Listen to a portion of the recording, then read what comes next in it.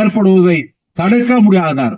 அப்ப அந்த சூத்திரன் எத்தனை பேர் இருக்கான், எத்தனை சதவீதம் இருக்கிறான் என்கிற விவரம் சூத்திரனுக்கு தெரிஞ்சு போனா புரட்சி தவிர்க்க முடியாது. எனவே வீராய் சிறிய அங்க கொண்டு போய் வை. 31 மக்கள் தொகை கணக்கெடுப்பு ஜாதி வாரி நடக்காத இன்னை வரைக்கும் இல்லை. வச்சிருக்கிறதெல்லாம் தற்காலிகமான புள்ளி விவரம் தான். மண்டல் கமிஷன் நியமிக்கப்பட்டு அவர்கள் எந்த அடிப்படையில உத்தரவு போட்டாங்களே அதுவும் தற்காலிகமான புள்ளி விவரம் தான். அப்படிப்பட்ட ஒரு புள்ளி விவரத்தை, உறுதியான புள்ளி விவரத்தை எடுப்போமே ஆனால் நாம் எவ்வளவு பேர் இருக்கிறோம்ன்றது நமக்கு தெரியும். ஆனா அது இல்லை. அதனால அம்பேத்கர் பிற்படுத்தப்பட்ட மக்களுக்கு இத்தனை சதவீத இடஒதுக்கீடுன்னு எழுத முடியாம போச்சு. இல்ல அரசமைப்பு சட்ட விவாதங்கள், இந்த அரசமைப்பு சட்டத்தினுடைய தலைவர், அந்த நிர்ணய சபையினுடைய தலைவர் டாக்டர் ராஜேந்திர பிரசாத், வைத்தியம் பார்க்கிற டாக்டர், அறிவாளி டாக்டர் நினைச்சுக்காங்க. ஏன் அப்படி சொல்றேன்? அவர் ஜனாதிபதி ஆன உடனே ஒரு காரியம் செஞ்சார், உங்களுக்கு தெரியுமா? விப்ரசாரண அமிர்தம் குடிச்சார். விப்ரசாரண அமிர்தம்னா என்ன தெரியுமா? இப்ப சமீபத்தில் எழுதியிருக்கான். பார்ப்பனருடைய உயர்வுக்காக எழுதப்பட்ட ஒரு புத்தகத்தினுடைய முதல் வால்யூம்லயே எழுதியிருக்கு. விப்ரசாரண அமிர்தம்னா பாப்பா கால கழுவிய தண்ணி. அந்த தண்ணிய பாப்பா கால கழுவிய தண்ணியை குடிக்கணும். அப்படி கால கழுவணும்டா நீங்க வாங்கடான்னு சொல்லி 200 பாப்பானுக்கு பணம் கொடுத்தாரு ராஜேந்திர பிரசாத்.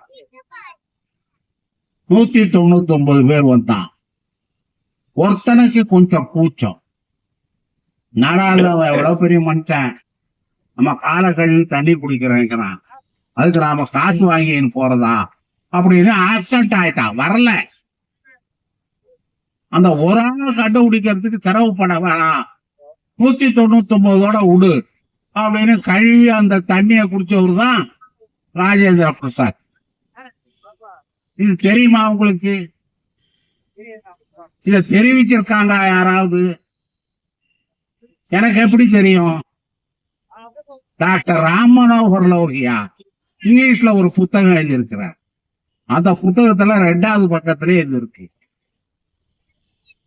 அந்த விப்ரசாரண அமிர்தம்ன்ற பேரு சமீபத்துல அந்தனர் வரலாறுன்னு எழுதினா பாருங்க, பாப்பா அதுல எழுதியிருக்கான் அந்த பேர். திரேன் முகர்ஜி, மன்னிக்கணும், பிரணாப் முகர்ஜின்னு ஒருத்தர் ஜனாதிபதியா கூட இருந்தார் இல்லையா, வங்காளத்துக்காரரு. அவரு ஐயரு. முகர்ஜி, பானர்ஜி, சட்டர்ஜி எல்லா ஜியும் பாப்பா தான். வங்காளத்துல ஒரு பழமொழியா இருக்கு, 8 பாப்பானுக்கு 9 அடுப்பு. ஏன்? இவன் சமைச்சா அவன் சாப்பிட மாட்டான். சரி, 8 பாப்பா 8 அடுப்பு வச்சு சமைச்சு ஆட்டு போலாம் இல்ல, ஏன்டா 9 அடுப்புன்னா ஒரு வயல விளக்கம் சொல்ல மாட்டேங்க. அப்படிப்பட்ட ஜாதி அது. பாப்பா ஒரே ஜாதி நினைச்சுக்காதீங்க. ஐயரு, ஐயங்காரு, ராவு 3 ஜாதின்னு தான் உங்களுக்கு தெரிஞ்சிருக்கும்.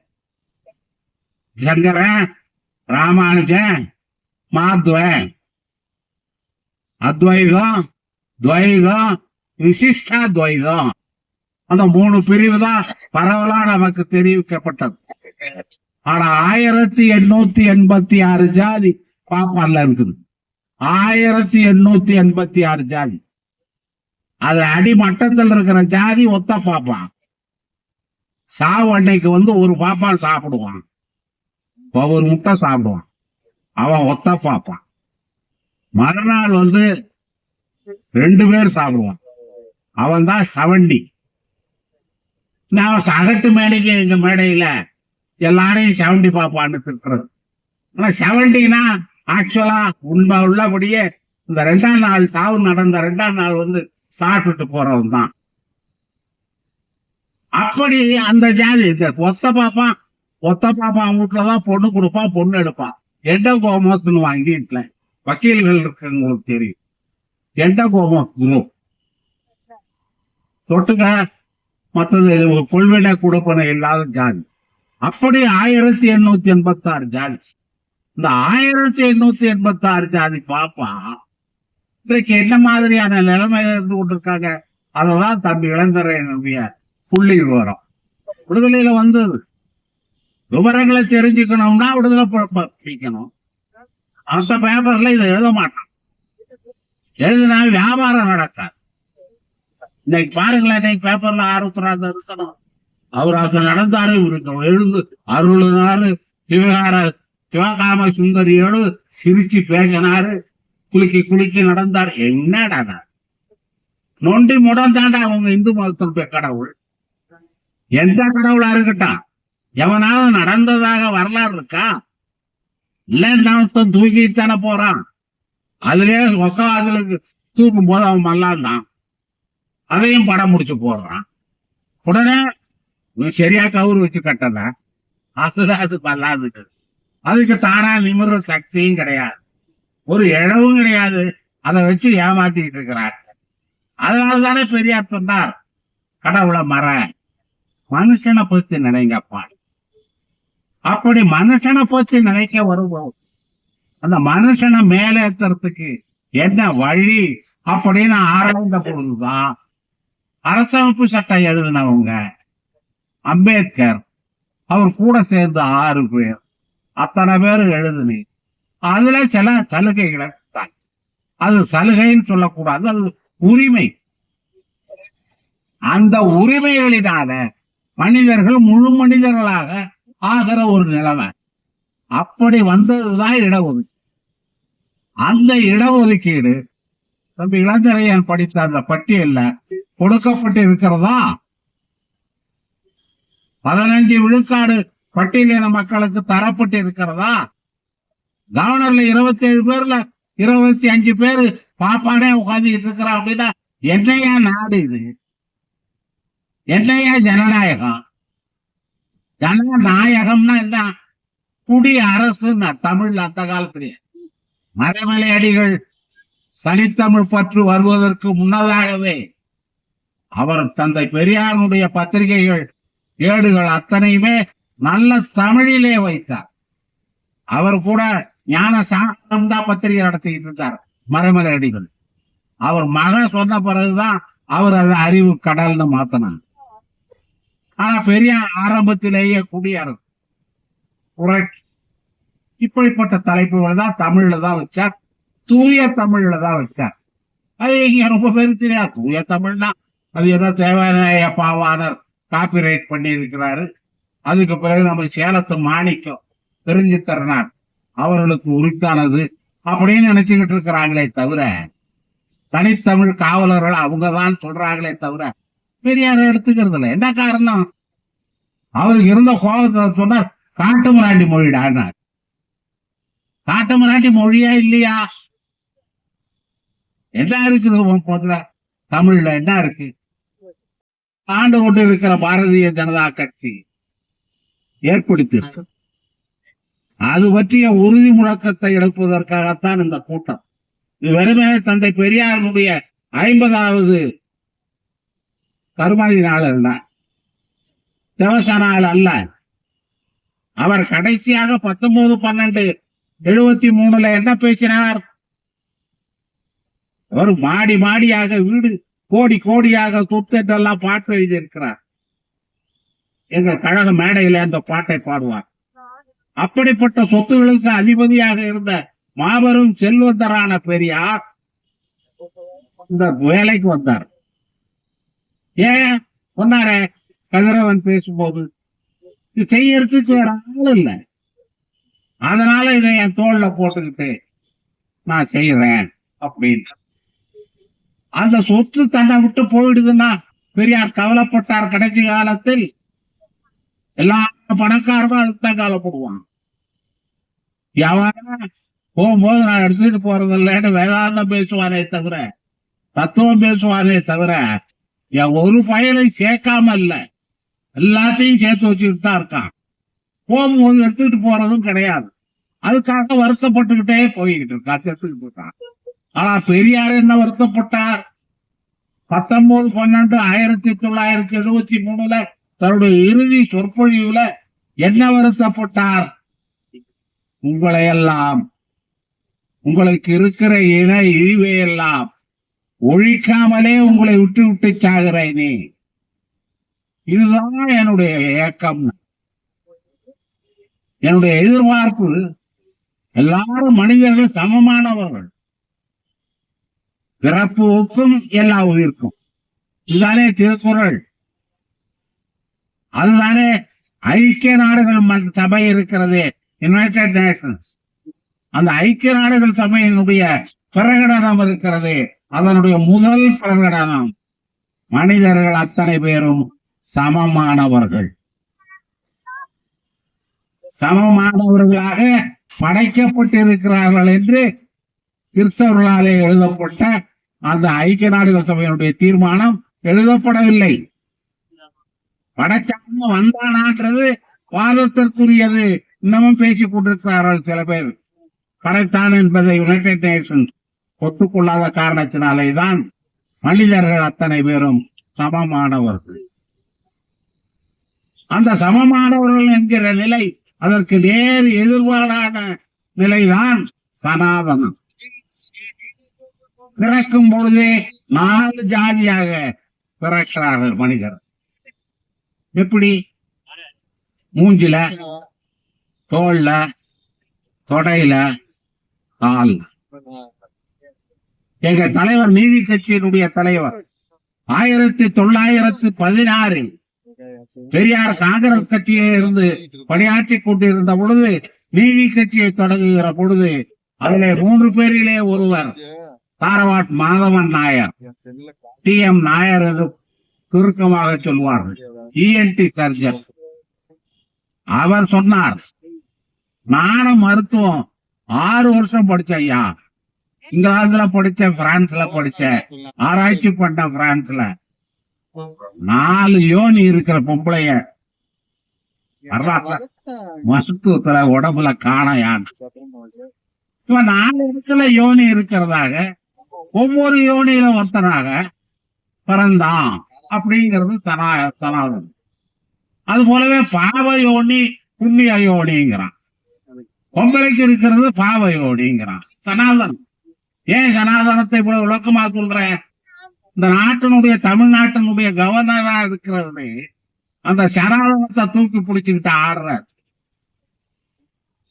இத மறுக்க முடியுமா அவரால? 4 இடத்துல 4 யோனி, அந்த 4 இடத்துல 4 விதமான மக்கள் கடவுளாலே படைக்கப்பட்டவர்கள். அதோட இருந்தா கூட அவருக்கு கொஞ்சம் வாயடக்கம்லாம் தேவை. நான் பேசுற மாதிரி ஒரு கவர்னர் பேசக்கூடாது.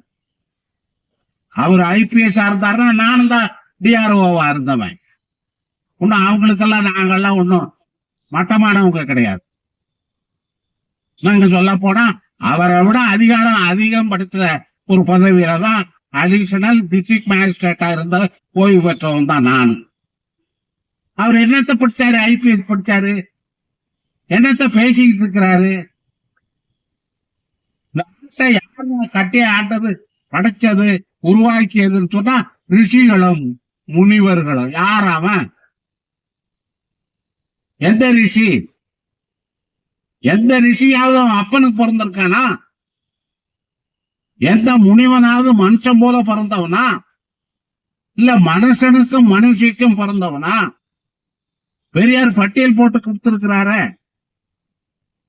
அந்த கடைசி பேச்சுல கூட அதை சொல்லியிருக்க. மானுக்கு பிறந்தவன், தவக்காய்க்கு பிறந்தவன் மாண்டவியன், பாம்புக்கு பிறந்தவன், புத்துல பிறந்தவன், குண்டால பிறந்தவன், சட்டியில பிறந்தவன் தானே இவெல்லாம் ரிஷிகள். பெரியார் சொன்னது அதுதானே இவன் எழுதி வச்சிருக்கிறான். அந்த ரிஷிகளும் முனிவர்களும் இந்த பாரதத்தை உருவாக்கினார்கள்னு ஒரு மாநிலத்தினுடைய ஆளுநராக இருக்கிறவர், அறிவியல் அறிவு கொஞ்சம் கூட இல்லாம சனாதனத்தை நம்பி அந்த சனாதனத்தில் இருக்கிற கருத்துக்களை நாடு முழுக்க எந்த இடத்துல கூப்பிட்டாலும் அவர் அதான் பேசிட்டு இருக்கார். அதுவா அவருக்கு வேலை? அதுக்காகவா அவருக்கு மக்களுடைய வரி பணத்திலிருந்து சம்பளம் தரப்படுகிறது? இவன் அப்படிப்பட்ட ஒரு மோசமான நிலைமைக்கு இந்தியா அழைத்து செல்லப்படுகிறது. அதெல்லாம் அப்பதான் பெரியார நீங்க நினைக்கணும். இடஒதுக்கீடு சாதாரணமா வந்ததா? 1950 நமக்கு நாமே எழுதி கொண்டு அர்ப்பணித்துக் கொண்ட அமைத்துக் கொண்ட இந்திய அரசமைப்பு சட்டத்தில் என்ன இருந்தது? இடஒதுக்கீடு இருந்தது. எதுல? வேலை வாய்ப்பு. யாருக்கு? பிற்படுத்தப்பட்டவர். கல்வி ரீதியாக, வாய்ப்பு ரீதியாக பிற்படுத்தப்பட்டவர்கள். பொருளாதார ரீதியா, பண ரீதியா இல்ல. ஆனா பின்னாடி இந்த சர்க்கார் பண ரீதியாக பிற்படுத்தப்பட்ட நிலையில இருக்கிற உயரதிகாரன் யாரு? பாப்பந்தான். அதுல கீழே இடபிள்யூல இடம் வாங்கியிருக்கான். உயர் ஜாதிக்காரன்ட்டு எல்லாம் பார்ப்பான். ஆனா அரசியல் சட்டத்துல அதுக்கு இடமே இல்லையே. அதுவே கூட வேலை வாய்ப்புல கொடுத்தானே உடைய படிப்புக்கு தரணும். படிச்சாதானுங்களே நீங்க வேலைக்கு வர முடியும். படிப்புக்கு இடஒதுக்கீடு தரலையே அம்பேத்கர் எழுதிய அரசமைப்பு சட்டம். யாரும் வருத்தப்பட்டு கூட ஒரிஜினலா அவர் எழுதின சட்டத்துல 15வது பிரிவு படிப்பு பத்தி பேசுது. அதுல என்ன எழுதுறாரு? இடஒதுக்கீடு கிடையாதுன்ற மாதிரி எழுத, இடஒதுக்கீடு உண்டுன்னு எழுதல. பட்டியலின மக்களுக்கு உண்டு, பழங்குடி மக்களுக்கு உண்டு, பிற்படுத்தப்பட்டவர்களுக்கு இல்லை. அதற்காக அப்படி எழுதாமல் விட்டதற்காக டாக்டர் அம்பேத்கரை ஒருவரும் குறை சொல்ல முடியாது. அவர் அதற்கு எழுதுகிறார் காரணத்தை. புள்ளி விவரம் அரசாங்கத்திலே இல்லை. இத்தனை சதவிகிதம் பட்டியலின மக்கள், இத்தனை சதவிகிதம் பழங்குடி மக்கள், புள்ளி விவரம் அரசாங்கத்தாலே என்னிடத்தில் தரப்பட்டிருக்கிறது. அந்த அடிப்படையிலே அவர்களுக்கு நான் இடஒதுக்கீடு அளித்து அரசமைப்பு சட்டத்திலே வழி ஏற்படுத்தி இருக்கிறேன். பிற்படுத்தப்பட்டவர்களுக்கு அப்படிப்பட்ட புள்ளி விவரத்தை தரவில்லை. ஏன் தரல? அரசாங்கத்துல இல்ல. எப்படி மற்றவங்களுக்கு இருக்கு, இவங்களுக்கு இல்லாம போச்சு? இதெல்லாம் யோசனை பண்ணணும். 1931 ஒவ்வொரு 10 வருஷத்துக்கும் ஒரு தடவை சென்சஸ் எடுப்பாங்க, மக்கள் தொகை கணக்கெடுப்பு. அதுலதான் இந்த விவரம் எல்லாம் வரும். அதுல அப்படி 1931 சென்சஸ் எடுக்கும் பொழுது ஜாதி வாரி கணக்கு குறிக்க தேவையில்லை. சொன்னவன் யாரு? பட்டேல், சர்தார் வல்லபாய் பட்டேல். 3000 கோடியில ஐநா ஆதாம படைச்சாரு. கிறிஸ்துவ மதத்துல சொல்றான். அவரை போய் ஏவாக்கு எடுத்தா. அப்ப 2 பேரும் சேர்ந்தாங்க, குழந்தை பிறந்தது. அந்த குழந்தைக்கு பேர் என்ன? காயின் ஆபேல். ஆபேல கொண்டு போட்டான் காயின். உலகத்தினுடைய முதல் மனிதன், அவனுடைய வாரிசு அண்ணனை தம்பி கொல்றான் அப்படின்னா என்ன காரணம்? யார் தூண்டுதல்? இதத்தான் அவர் கேட்டார். எபிக்கூரஸ், ஆரிஜின் ஆஃப் ஈவில். இன்னைய வரைக்கும் ஒரு பயல அதுக்கு பதில் சொல்லல. இதுதான்டா இந்த கெடுமைக்கு, கெடுதலுக்கு காரணம். யார் காரணம்? அந்த எபிக்கூரசனுடைய கருத்துக்களை பற்றி ஆய்வு செய்து PhD பட்டம் வாங்கினவர் தான் காரல் மார்க்ஸ். தெரியுமா? கம்யூனிஸ்ட் தோழர்களுக்கே தெரியாது. அப்பேற்பட்ட கருத்துகள் அங்க ஐரோப்பிய கண்டத்திலே ஏற்படுவதற்கு முன்னமேயே ஆசியா கண்டத்திலே புத்தராலே உருவாக்கப்படும். ஆனா இன்னைக்கு புத்தர் கடவுளாக்கப்பட்டிருக்கார். இந்த புத்த கோயிலுக்கு என்ன பெருமைன்னா, இந்த கோயில்ல ஒரு மயில் இருக்குன்றான். ரங்கூன்ல இருக்கிற கோயில் புத்தருடைய மயில் இருக்குதான். அனுராதபுரத்துல இலங்கையில இருக்கிற இடத்துல புத்தரோட நகை இருக்கு. பல்லு இருக்குதான். புத்தருடைய சொல்லுதான் தேவையே தவிர பல்லு தேவையில்ல, மயிர் தேவையில்ல. அப்படி புத்தரையே கடவுளாயிட்டான். அப்படி புத்தரையே கடவுளாக்கின புத்தம் தான் இன்றைக்கு இருக்கு. அதனாலதான் அம்பேத்கர் அங்க போறேன்னு சொன்னப்போ பெரியார் வரமாட்டேன்னு ரொம்ப பேர் நம்முடைய தம்பிகள்லாம் கேட்பாங்க. அம்பேத்கர் போனாரு, ஏன் பெரியார் பின்னாடி வரல? பெரியார் எப்பவுமே முன்னாடி வந்தவர் கிடையாது. பெரியார் எப்பவுமே முன்னாடி போனவர். நாம அத்தனை பேரும் அவருக்கு பின்னாடி போறோம், யாரா இருந்தாலும் சரி. அப்படிப்பட்டவர் ஏன் வரலன்னா, ரங்குல்ல மாநாட்டு நேரத்துல 54ல டாக்டர் அம்பேத்கர் கேட்டப்பவே சொல்லிட்டார், நான் வரமாட்டேன், நீங்க போங்க. அது கூட இஸ்லாத்துக்கு போங்கன்னார். இஸ்லாம் ஒரு சகிப்புத்தன்மை இல்லாத மதம் அப்படிங்கிற கருத்து அம்பேத்கர் அது பதிவெல்லாம் எழுதியிருக்கிறார். அது என்ன காரணம் காரியங்கள்லாம் அவருடைய வரலாற்று நூல்ல இருக்கு. இங்கதான் அவுரங்காபாத்ல தான், மராட்டிய மாநிலத்துல அவுரங்காபாத்ல தான் அவருக்கு ஏற்பட்ட ஒரு அனுபவத்தினுடைய அடிப்படையில சகிப்புத்தன்மை இல்லாத மதம் அது. எனவே அங்கே போய் அவங்க எண்ணிக்கையை நான் ஏன் அதிகப்படுத்துவானேன்னு. அப்படி ஒவ்வொரு வகையில் எந்த வகையில நீங்க பார்த்தாலும் அத்தனை பேரிலும் மிஞ்சி நிற்பவராக பெரியார். அப்படிப்பட்ட பெரியார் தான் தன்னுடைய இறுதி சொற்பொழிவுல இந்த இழிவை ஒழிக்காம உங்களை விட்டுட்டு போறேன்னு. அப்ப அவர் வெறுமனே வாயால பேசிக்கிட்டு இருந்தாரா பெரியாரு? அதாவது தெரிஞ்சுக்கணும். இந்த கூட்டத்துல அதை உங்களுக்கு தெரிவிப்பதற்காகத்தான் இந்த கூட்டம். 1957ல இந்த அரசமைப்பு சட்டத்தை கொளுத்துறவர் பெரியார். ஏன் கொளுத்துறார்? இந்த அரசமைப்பு சட்டம் ஜாதியை காப்பாற்றுது. எப்படி காப்பாற்றுகிறது? நான் சொன்னேன், 15ல இடஒதுக்கீடு, 16ல வேலை வாய்ப்புல இடஒதுக்கீடு, 17ல என்ன இருக்கு? அதுலதான் வருது போகார். Untouchability is abolished and its practice in any form is forbidden by law. தீண்டாமை ஒழிக்கப்பட்டு விட்டது. ஆத்துல பேப்பர்ல எழுதி வழி இன்னைக்குமே தீண்டாமை ஒழிக்கப்பட்டு விட்டது. அதை எந்த வகையில் யார் கடைபிடித்தாலும் சட்டப்படி தண்டனை பெறக்கூடிய குற்றம் தான் அர்த்தம் தமிழ். தீண்டாமை எப்படி வருது? ஜாதியால தீண்டாமை வருது. ஜாதியால ஒருத்தன் உயர்ந்த ஜாதி தாழ்ந்த ஜாதின்னு சொல்றதுனால தானே என்ன தொடக்கூடாது.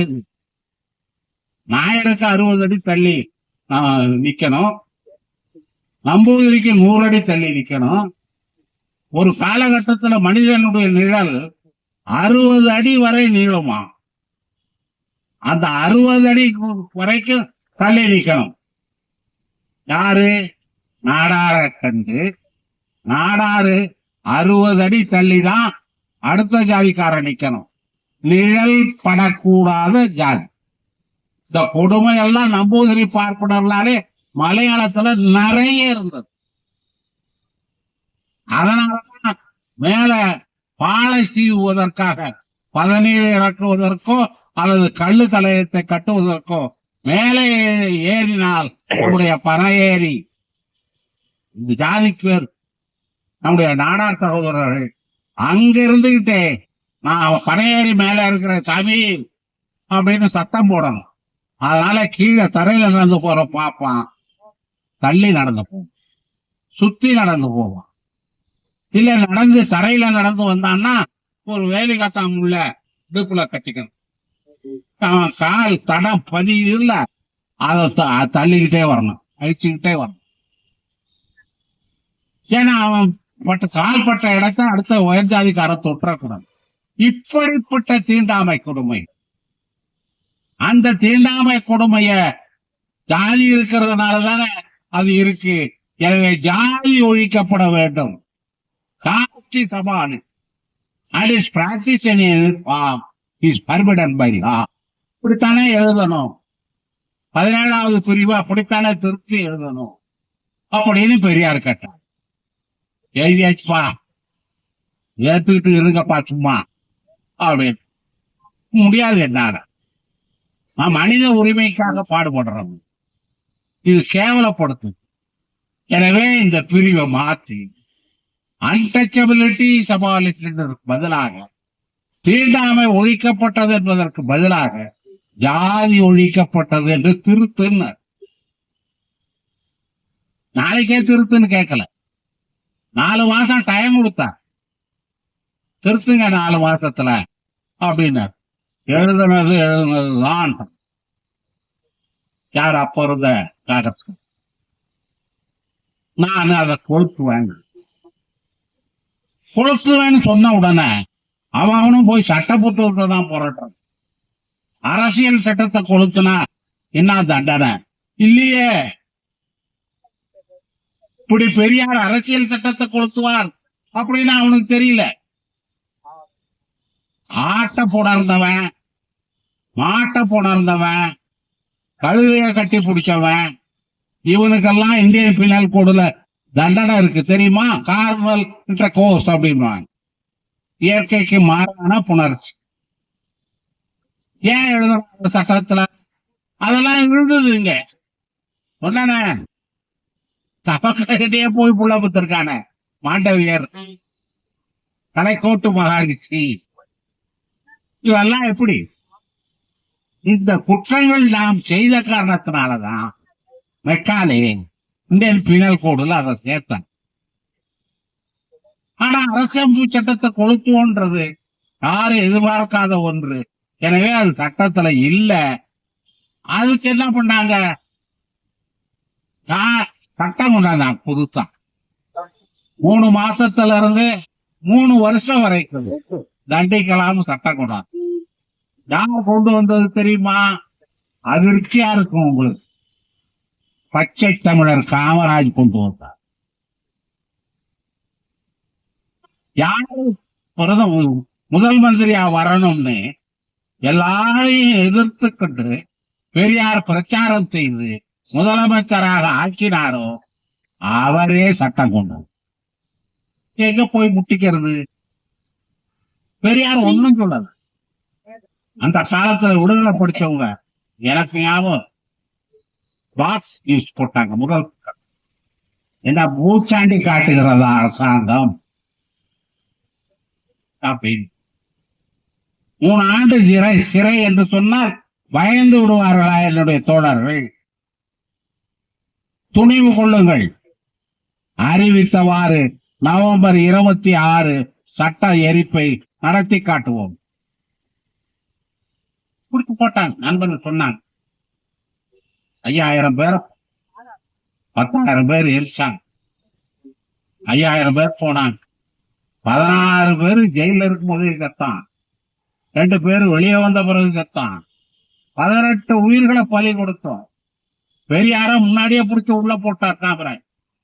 எங்க தோழர்கள் முதல்ல 2 பேர் மணல்மேடு ராமசாமி, இன்னொரு ஊரை சேர்ந்த வெள்ளச்சாமி, 2 பேர் இறந்ததை எங்களுக்கு சொல்லவே இல்லை. அவன் படத்தை ஜெயிலே புதைச்சிட்டான்.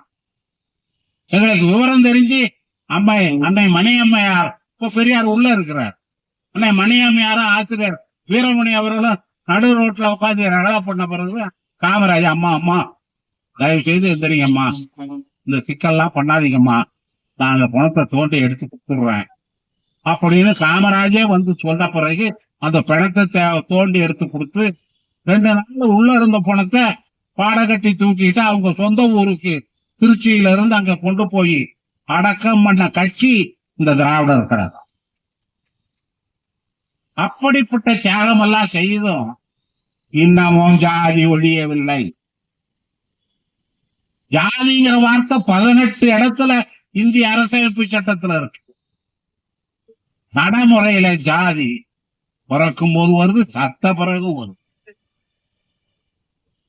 ஜாதிக்கு ஒரு சுடுகாடு. இந்த சுடுகாட்டுல அவனை புதைக்கூடாது, அந்த சுடுகாட்டுக்கு இந்த வழியா போகக்கூடாது. என்னையா அசிங்கம், என்ன கேவலம், என்ன ஜனநாயகம் இது? ஒரு ஜனநாயக நாட்டுல இப்படி இருக்கலாமா? நாங்க உளுந்தூர்பேட்டையில ஆதித்திராவிட நலத்துறை வட்டாட்சியரா இருந்தேன். செம்மணங்கூர்னு ஒரு ஊர் விழுப்புரம் ட்ரங்க் ரோட்ல தெரிஞ்சிருக்கும். அந்த ஊர்ல 1 ஏக்கர் இடம் எடுத்தோம் சுடுகாட்டுக்கு. ஆதித்திராவிடருக்கான சுடுகாட்டு. அது ஒரு ரெட்டியார் வீட்டு அம்மாவுக்கு சொந்தம். அந்த அம்மா கை கொடுத்துட்டாங்க. அவங்ககிட்ட பணம் கொடுத்து நாங்க எடுத்துட்டோம். நான் ஒப்புக்கொண்டுட்டேன். ஒப்புக்கொண்டு கணக்கில் திருத்தி ஆதிதிராவிடர் நல மயானம் அப்படின்னு திருத்தி திரும்பும் போது 10 பேர் வந்து நிக்கிறான். அந்த பழைய காலத்து பழக்கம். சாமி, எங்களுக்கு சுடுகாடு இதுதான் உங்களுக்கு தான் எடுத்திருக்கிறேன், இது எங்களுக்கு இல்லைங்க. அப்ப நீ யார்? நாங்க அருந்ததியருக்கா? அருந்ததியர் ஆதிதிராவிடர்ல வர மாட்டீங்களா? நீங்க விடமாட்டானோ அப்படின்னா, என் பேனா இருக்க அதை எப்படி பயன்படுத்தணுமோ அப்படி பயன்படுத்தி வேலை பார்த்தவன் நானு. அந்த 1 ஏக்கரை சிவப்பு பேனாவை எடுத்து கோட்டை கிழிச்சு 40 சென்ட் ஒரு பக்கம், 60 சென்ட் ஒரு பக்கம் போட்டு 60 சென்ட் ஆதிதிராவிடர் சுடுகாடு, 40 சென்ட் அருந்ததியர் சுடுகாடுன்னு அங்கே ஸ்பாட்லயே தீர்த்து கட்டிட்டு வந்தேன். எத்தனை தாசில்தார் மாதிரி செய்வான்? ஒரு பெரிய அளவுதான் செய்ய முடியும்.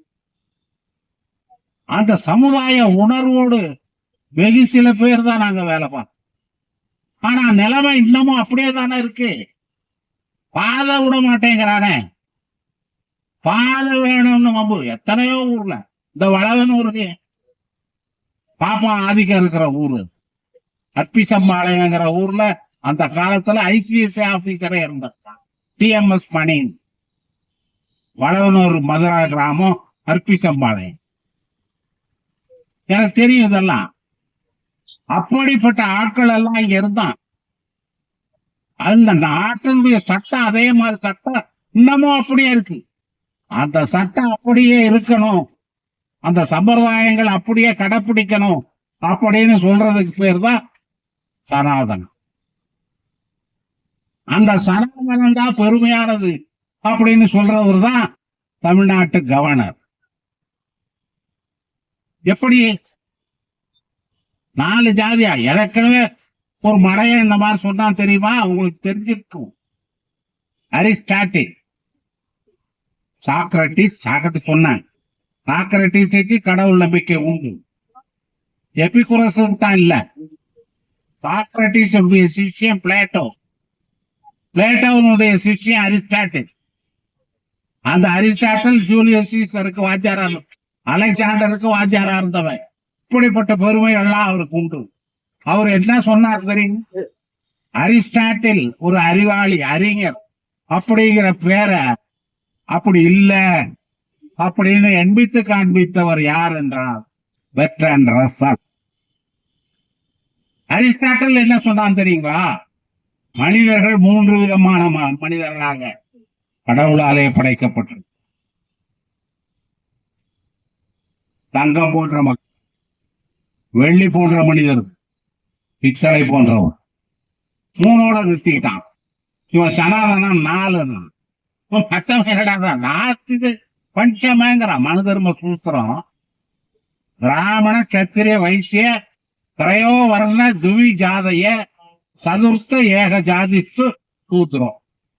4வது ஒரே ஜாதி சூத்திரம். அதோட நிறுத்தல. நாஸ்தி இது பஞ்சம. 5வது ஜாதி இல்லை. இதுதான் மனு தர்ம வேத வாக்கியம், சனாதனத்தினுடைய தர்மம். அப்புறம் யாருன்னா பஞ்சமன்ற? எங்க இருக்கான்? இந்த கேள்வியை பெரியார்கிட்ட கேட்டப்பதான் பெரியார் சொன்ன பதில் உங்களுக்கு எல்லாம் தெரியும். அவன் ஒருத்தன் மூஞ்சில பிறந்தான், ஒருத்தன் தோல்ல பிறந்தான், ஒருத்தன் தொடையில பிறந்தான், ஒருத்தன் காலில் பிறந்தான்.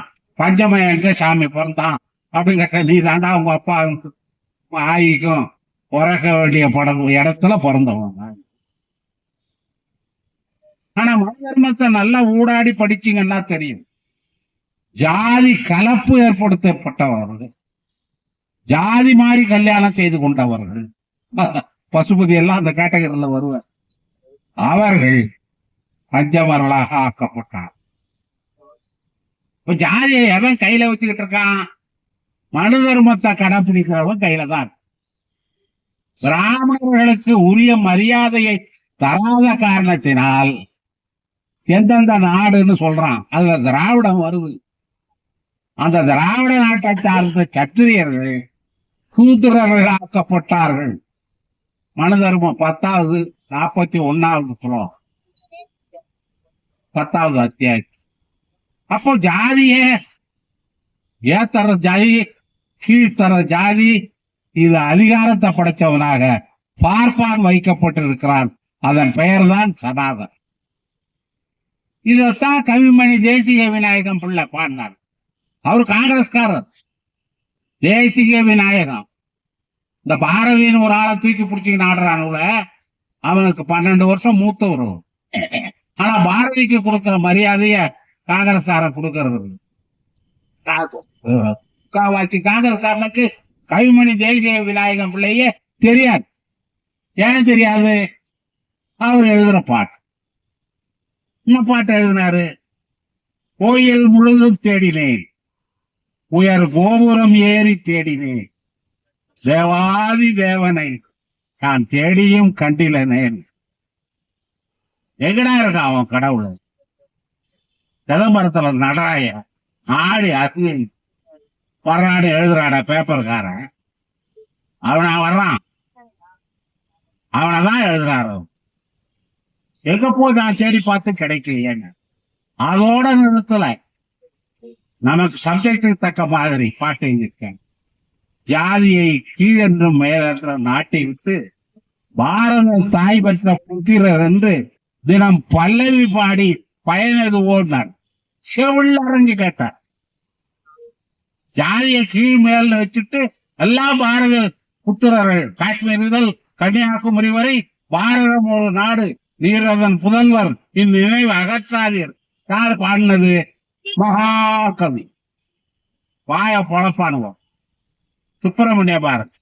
அதுக்கு நேர் மாறாக அவரை விட 12 வருஷம் மூத்தவரான நம்மாளு சூத்திரரு அவர் எழுதின பாட்டு தான் ஜாதியை மேலென்ற கீழென்ற நாட்டை விட்டு பாரத தாய் பெற்ற புத்திரர் என்று தினம் பல்லவி பாடி பயனது போகணும். இன்னும் பல்லவி பாடிக்கிட்டு இருக்கான். அதுல நம்ம அரசாங்கம் பாடிக்கிட்டு இருக்கு. மத்திய அரசாங்கமும் சரி, அதனுடைய பிரதிநிதியாக, ஏஜென்டாக, இல்ல பழைய காலத்து தமிழ்லயே சொன்னா கண்காணியாக இங்கே அமர்த்தப்பட்டு இருக்கிற கவர்னர், அவர் உட்பட இந்த வேலையை தான் செய்யும். இந்த ஜாதியை காப்பாற்றுகிறவர்கள் யாராக இருந்தாலும் அவர்கள் தூக்கி எறியப்பட வேண்டும். அப்படி எரியப்படாமல் ஜாதி இன்னமும் கீழ் நிலையிலேயே வச்சுக்கிட்டு இருக்கிற நிலைமையில உங்களை விட்டுட்டு சாகிறேனே, அதுதான் என் மனசுக்கு வருத்தமான செய்தியாக இருக்கு என்று வேதனைப்பட்டு பேசிய பெரியார் 19/12/73. 50 வருஷம் ஆகியும் அந்த நிலைமை மாறல, நாமும் மாத்தல. அதை மாற்றுவதற்கான ஒரு உறுதிமொழியை நாம் எடுக்க வேண்டும் என்பதற்காகத்தான் இந்த கூட்டம்.